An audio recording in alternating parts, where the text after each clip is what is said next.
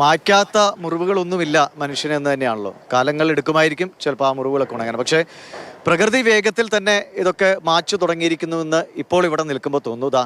എനിക്ക് പിന്നിലേക്ക് ഈ ആകാശ ദൃശ്യത്തിൽ നിങ്ങൾക്ക് കാണാം, ആ പിന്നിലേക്ക് അറ്റത്താണ് ഈ പുഞ്ചിരിമട്ടം. ഈ ദുരന്തം പൊട്ടിയിറങ്ങിയ സ്ഥലമാണ് ഈ കാണുന്നത്. ഇപ്പോൾ അന്നിവിടെ നിൽക്കുമ്പോൾ ഇത് ഏതോ വേറെ ഒരു ലോകത്ത് നിൽക്കുന്ന ഒരു പ്രതീതിയായിരുന്നു, വേറെ ഒരു ഗ്രഹത്തിൽ പോയ പോലെ നമുക്ക് തോന്നുമായിരുന്നു. അത്രയ്ക്കും, കാരണം മണ്ണ് മാത്രമായിരുന്നു, മുഴുവൻ മണ്ണും കല്ലും മാത്രം നിൽക്കുന്ന സമയം. പക്ഷെ ഇപ്പോൾ നോക്കൂ, പ്രകൃതി അതിനെ ഇങ്ങനെ പതുക്കെ പതുക്കെ അതിൻ്റെതായി മാറ്റുകയാണ്. പുല്ല് നിറഞ്ഞു തുടങ്ങിയിരിക്കുന്നു, മരങ്ങൾ വളർന്നു തുടങ്ങിയിരിക്കുന്നു. ഇപ്പോഴും ആ ചാല് കാണാം. ഇപ്പം ഇതിൻ്റെ തൊട്ട് താഴെ എക്സ്കവേറ്ററുകൾ വെച്ച് പ്രവർത്തനങ്ങൾ നടക്കുകയാണ്. അതായത് ഈ പുഴയെ കൃത്യമായിട്ട് പുഴയ്ക്കൊരു ചാലൊരുക്കാൻ വേണ്ടി ഏകദേശം ഒരു 200 കോടിയോളം രൂപയുടെ പ്രോജക്റ്റാണ്. അത് പുരോഗമിച്ചു വരികയാണ്. അതോടുകൂടി എനിക്ക് തോന്നുന്നു അടുത്ത വർഷത്തോടുകൂടി കൃത്യമായി പുഴയ്ക്ക് ഒഴുകാൻ കഴിയുന്ന ഒരു വഴി അവിടെ കൃത്യമായി തെളിയുമെന്ന് പ്രതീക്ഷിക്കാം. ഇനി ഈ തൊട്ടടുത്ത് കാണുന്ന ഈ ദൃശ്യങ്ങളിലേക്കോ, ഈ പാറ ആരും മറക്കാനിടയില്ല. കാരണം മുണ്ടക്കയിലെ ആ പള്ളിക്ക് കീഴെ ഈ പ്രകൃതിക്ഷോഭത്തിൽ ഈ ഉരുൾപൊട്ടലിന് പിന്നാലെ പ്രത്യക്ഷപ്പെട്ട ആ വലിയ പാറ അന്നത്തെ ഒരു പെട്ടെന്ന് നമ്മൾ കാണുമ്പോൾ തിരിച്ചറിയുന്ന ഒരു ദൃശ്യമായി നിന്നതാണ്. അതിന് തൊട്ടുപിന്നിൽ ആ ദുരന്തത്തിൻ്റെ അവശേഷിപ്പുകളുമായി തകർന്നു നിൽക്കുന്ന പള്ളി നമുക്ക് കാണാം. ഇതാണിപ്പോൾ ഇവിടുത്തെ, അതായത് പുഴ കവിഞ്ഞൊഴുകിയ ഇടങ്ങളൊക്കെ പുല്ലൊക്കെ മുളച്ചു തുടങ്ങി പതുക്കെ പതുക്കെ പ്രകൃതി അത് വീണ്ടെടുക്കുന്നു. പക്ഷെ മനുഷ്യന് ജീവിതം വീണ്ടെടുക്കാൻ ഈ സമയമൊന്നും പോരല്ലോ, അത് കൂടുതൽ സമയം ആവശ്യമായി വരും. ഇപ്പോൾ ആകാശ ദൃശ്യങ്ങളിൽ ഇവിടുത്തെ കാഴ്ചകളൊക്കെ വ്യക്തമാകുന്നുണ്ട് എന്നാണ് ഞാൻ പ്രതീക്ഷിക്കുന്നത്. മഴ മൂടി നിൽക്കുകയാണ്, ആകെ മൂടിക്കെട്ടിയ അന്തരീക്ഷമാണ്, ചാറ്റൽ മഴയുണ്ട് ഇവിടെയൊക്കെ. ഇത് മുണ്ടക്കൈ എന്ന് പറഞ്ഞ ഒരു ചെറിയ പട്ടണം എന്ന് വിശേഷിപ്പിക്കാവുന്ന, അല്ലേ, ഒരു കൊച്ചു ടൗൺ ആയിരുന്നു മുണ്ടക്കൈ, അല്ലേ? ഇവിടുന്ന് കോഴിക്കോടേക്ക് ബസ് വരണ്ടായിരുന്നു, ഇവിടുന്ന് മുണ്ടക്കൈ ടു കോഴിക്കോട് ബസ് വരണ്ടായിരുന്നു ഒരു സമയത്ത്. പ്രഷറും ശ്രദ്ധിക്കുക. ഇപ്പം നിങ്ങൾക്ക് ഇത് കാണുമ്പോൾ നിങ്ങൾക്ക് ചിലപ്പോൾ അത് ഉൾക്കൊള്ളാൻ കഴിയുന്നില്ല. ഇവിടെ നിന്ന് കോഴിക്കോട്ടേക്ക് സ്ഥിരം ബസ് ഉണ്ടായിരുന്ന അത്രയും സജീവമായൊരു ഇടമായിരുന്നു. അത് തീർച്ചയായിട്ടും ഒരുപാട് ആളുകൾ ഉണ്ടായിരുന്ന സ്ഥലമാണിത്. ഈ മുണ്ടക്കൈ എന്ന് പറഞ്ഞാൽ പൊതുവെ ഇവർക്ക് പറയാൻ തന്നെ ഒരു കുട്ടി പാകിസ്ഥാനാണ് പറയല്, അത്രയും ആളുകളുള്ളൊരു സ്ഥലമായിരുന്നത്. പിന്നെ ഇവിടെ എന്ന് പറഞ്ഞു കഴിഞ്ഞാൽ KSRTC ഇവിടുന്ന് രാവിലെ കോഴിക്കോട്ടേക്ക് ഉണ്ടായിരുന്നു. ഇവിടെയൊക്കെ ഈ ഭാഗത്ത് നിറയെ കടകളായിരുന്നു. ഈ ഭാഗത്തുണ്ടായിരുന്നു. ഈ ഭാഗത്ത് അവിടുന്ന് ഇങ്ങോട്ടേക്ക് ആ വളവിൽ നിന്ന് ഇങ്ങോട്ട് വന്ന് ഈ ആലക്കൽ മജീദിൻ്റെ വീട്, അത് കഴിഞ്ഞാൽ ഇപ്പുറം ഒരു ചെറിയ പോസ്റ്റ് ഓഫീസ്, അതിൻ്റെ ഇപ്പുറം പിന്നെ ബാർബർ ഷോപ്പ്. ഇങ്ങനെ ഇങ്ങോട്ട് വന്നു കഴിഞ്ഞാൽ ഇവിടെ ചായപ്പൊടി ഉണ്ടായിരുന്നു. പിന്നെ ഇവിടെ ഈ പരിസരത്ത് നിന്നാണ് 9 ആൾ പോയത്. ഇന്നീൻക യൂസ്ഫ് കഥ ഈ കാണുന്ന ഈ ഭാഗത്ത് ഇവിടെ ഉണ്ടായിരുന്നു. അതിൻ്റെ ഇവിടെ ഒരു ഹോട്ടൽ ചായപ്പൊടി ആയിരുന്നു. ഇങ്ങനെ ഇവിടെ ഇഷ്ടംപോലെ കടകൾ. പിന്നെ ഈ ബിൽഡിങ്ങിൻ്റെ ഉള്ളിൽ നിന്നാണ് കോളിയോടൻ അലിയും ഫാമിലിയൊക്കെ പോയത്. ഇവിടെ ഇതൊരു ബിൽഡിംഗ് ആയിരുന്നു. എനിക്ക് ഓർമ്മയുണ്ട്, ഞാൻ അന്ന് ഈ ദുരന്തം കഴിഞ്ഞ് ഞങ്ങൾ ചെല്ലുമ്പോൾ ഇവിടെ ഒരു ക്ലോക്ക് അങ്ങനെ ആ ഒരു അപകടത്തിന്റെ സമയം എന്നതുപോലെ ഓടാതെ അവിടെ നിൽക്കുന്നുണ്ടായിരുന്നു ഈ കെട്ടിടം. ഈ പൊളിഞ്ഞിരിക്കുന്ന കെട്ടിടത്തിനുള്ളിലായിരുന്നു. ഇത് അടിയിൽ കടകളും മേലെ ഒരു ചെറിയ കോട്ടേഴ്സുമാരി ചെറിയ 2 റൂമുകളും കാര്യങ്ങളായിരുന്നു. അതിൽ നിന്നാണ് കോളിയോടൻ അലി ഫാമിലിയും പോയത്. അവൻ്റെ അനിയൻ്റെ ജീപ്പാണ് ഈ കാണുന്നത്. കോളിയോടൻ അലിൻ്റെ ജീപ്പാണെന്നാണ് എനിക്ക് തോന്നുന്നത് ഒരു ഇത് വരുന്നത്. പിന്നെ ഈ ഭാഗങ്ങളൊക്കെ നിറയെ കടകളായിരുന്നു. അവിടെ പാർട്ടി ഓഫീസ് ഉണ്ടായിരുന്നു. പിന്നെ ഇതൊരു ചായപ്പൊടിയായിരുന്നു ആദ്യം. പിന്നെ അതിനപ്പുറം പാർട്ടി ഓഫീസ്. അങ്ങനെ PP നാസർ ഖാൻ്റെ, ഇപ്പോൾ അവിടുന്ന് ആ ഭാഗത്തു നിന്നൊക്കെയാണ് PP നാസർ ഖാൻ മരിച്ചത്. അതുമാതിരി സുധേവനും കുടുംബം മരിച്ചത്. ഈ മാതിരത്തെ ഒരുപാട്, അതായത് തെരഞ്ഞെടുത്ത് വന്നിട്ടാണ് ഈ പ്രകൃതി ഇങ്ങനെ വന്നിട്ട് ആളുകൾ എവിടെ താമസിക്കുന്നുണ്ടോ അങ്ങോട്ടേക്ക് വരും. അവിടെ ആ ഭാഗത്താണ് ബാപ്പട്ടിക്ക, അങ്ങോട്ടേക്ക് കയറിയിട്ട് അവിടെ ബാപ്പട്ടിക്ക, PP നാസർ, അതിൻ്റെ താഴെ ഭാഗത്ത് സുധേവനും അവൻ്റെ മക്കൾ, ഭാര്യ, അമ്മ, അങ്ങനെ ആ പരിസരത്ത് നിന്ന് അവിടുന്ന് വന്ന് പിന്നെ ഇങ്ങനെ ഇവിടെ ഈ ഭാഗത്ത് 8-9 ആളുകൾ ഇവിടുന്ന് മരിച്ച്. ഈ ഭാഗത്ത് നിന്ന് പിന്നെ അലിയും ഫാമിലിയും കോളിയോടൻ അലിയും ഫാമിലികൾ, ഇങ്ങനെ ഈ ഭാഗത്ത് കുറേ ആളുകൾ. ഇത് ചെറിയൊരു ടൗണായിരുന്നു. മുണ്ടക്കൈ ടൗൺ എന്ന് പറഞ്ഞാൽ ചെറിയൊരു ടൗണും ഒരുപാട് ആളുകളും താമസിക്കുന്ന സ്ഥലമാണ് ഇവിടെ. അതായത് ചുരൽമല കഴിഞ്ഞാൽ ആ പാലം കഴിഞ്ഞ് കയറിയാൽ മനോഹരമായ ആ പാലം ഇപ്പോഴും ആളുകൾക്ക് ഓർമ്മയുണ്ടാവും. റീൽസിലൊക്കെ നമ്മളിപ്പോഴും കണ്ടുകൊണ്ടിരിക്കുന്നത്. അപ്പോൾ ആ പാലം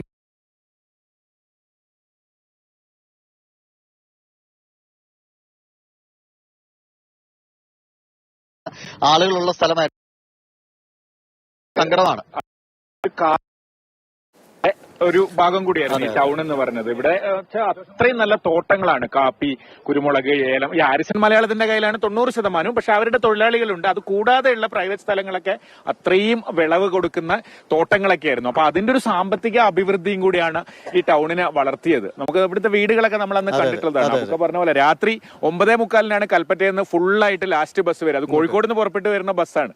ആ ബസ് വന്ന് രാവിലെ ഇവിടുന്ന് കോഴിക്കോടേക്ക് പോകുന്ന, അങ്ങനെ അത്രയും സജീവമായ ഒരു സ്ഥലമായിരുന്നു. ഇവിടുന്ന് എത്രയോ സ്കൂൾ ബസ്സുകൾ, ഇവിടുത്തെ വിദ്യാലയങ്ങളെ പറ്റി നമ്മൾ പറഞ്ഞു. അതിന്റെ കൂടെ തന്നെ മേപ്പാടിയിൽ നിന്നുള്ള ഇംഗ്ലീഷ് മീഡിയം സ്കൂളുകളിൽ നിന്നുള്ള ബസ്സുകളൊക്കെ ഇവിടെ വന്ന് കുട്ടികളായിട്ട് രാവിലെ പോകുന്നതാണ്.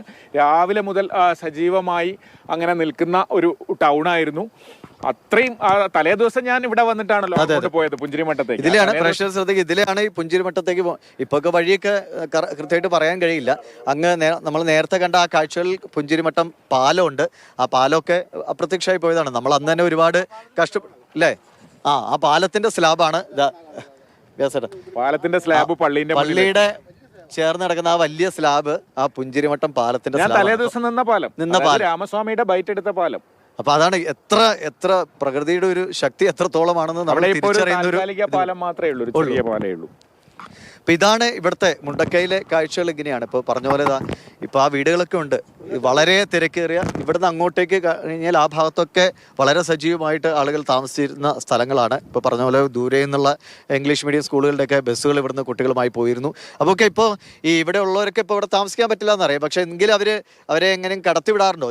ഈ സ്ഥലമൊക്കെ വന്ന് നോക്കി പോകാൻ പറ്റാറുണ്ടോ അവർക്ക്? അവര് വന്നു കഴിഞ്ഞാൽ അവർക്ക് അവിടുന്ന് പാസ് എടുത്തിട്ട് വരണം. അത് സ്വന്തമല്ല, പാസ് എടുക്കുമ്പോൾ ചോദിക്കും എങ്ങോട്ടാ എന്താണെന്ന് ചോദിച്ചാൽ വീടുണ്ട് എന്ന് പറഞ്ഞാൽ മാത്രമേ പാസ്വേഡ് കൊടുക്കുള്ളൂ.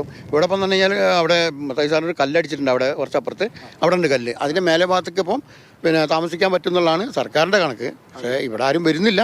എല്ലാവർക്കും പേടിയുണ്ട്, കാരണം ഇത്രയും വലിയ ദുരന്തം നടന്ന സ്ഥലമാകുമ്പം. കാരണം ഇത് ഒരിക്കലും ഇങ്ങനെ ഇങ്ങോട്ട് കയറുന്നു. കാരണം ഈ പുഴയൊക്കെ നല്ല ആഴമുള്ള പുഴയായിരുന്നു, ഈ സൈതമ കൊണ്ട് കാര്യങ്ങളെല്ലാം. പക്ഷെ അവിടുന്ന് ഇത്ര ഉയരത്തിലേക്ക് ഇത് പൊന്തുന്നു, ഇങ്ങനെ ദുരന്തം ഉണ്ടാകുന്നു ആരും പ്രതീക്ഷിച്ചിട്ടില്ല. അപ്പോൾ അതുകൊണ്ട് എല്ലാവരുടെ ഉള്ളിലൊരു പേടി നല്ലോണം ഉണ്ട്. ഇനിയിപ്പോൾ എന്ന് പറഞ്ഞു കഴിഞ്ഞാൽ ആ ഭാഗത്തൊക്കെ തന്നെ നല്ല നല്ല വീടുകളുണ്ട് ആ ഭാഗത്ത്, അതൊക്കെ കല്ലിൻ്റെ പുറത്താണ്. അതുകൊണ്ട് ശരിക്കും താമസിക്കാന്നാണ് സർക്കാരിൻ്റെ കണക്ക്. പക്ഷേ വരാൻ എല്ലാവർക്കും പേടിയുണ്ട്.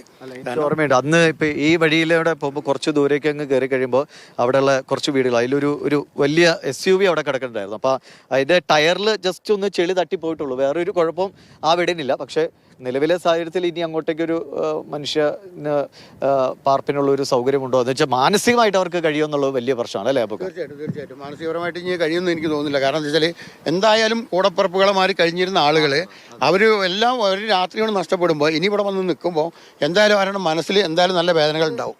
അതാണ് ഇറങ്ങുന്നതാണ് അല്ലേ?